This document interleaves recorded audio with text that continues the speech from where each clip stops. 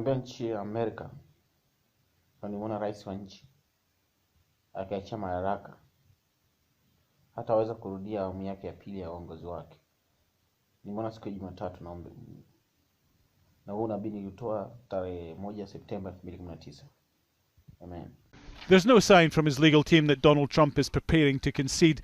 In fact, they're digging in for a long legal battle, even though almost all their court actions until now have been dismissed. Now claiming, without producing any evidence, there's been a democratic and international conspiracy to steal the presidential election. This is real. It is not made up. It is not, there's nobody here that engages in fantasies. I've tried 100 cases. I prosecuted some of the most dangerous criminals in the world.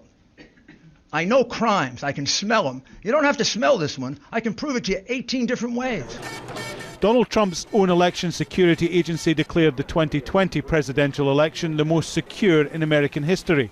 The president has both taken credit for that and declared the Democrats stole the election. He also fired the head of the agency. One of his lawyers baselessly claims there's been communist interference in the election.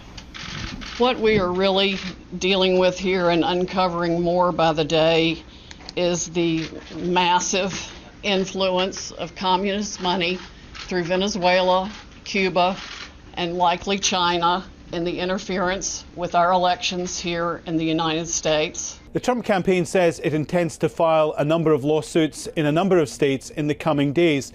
Yet in the lawsuits filed so far, it has stopped short of claiming widespread voter fraud, and it's produced no evidence of the conspiracy claims it's making now. While the legal battles go on, the Trump administration continues to block transition planning. President-elect Joe Biden's frustration is growing and said Donald Trump is sending a terrible message about democracy. It's hard to fathom how this man thinks. And it's hard to fathom.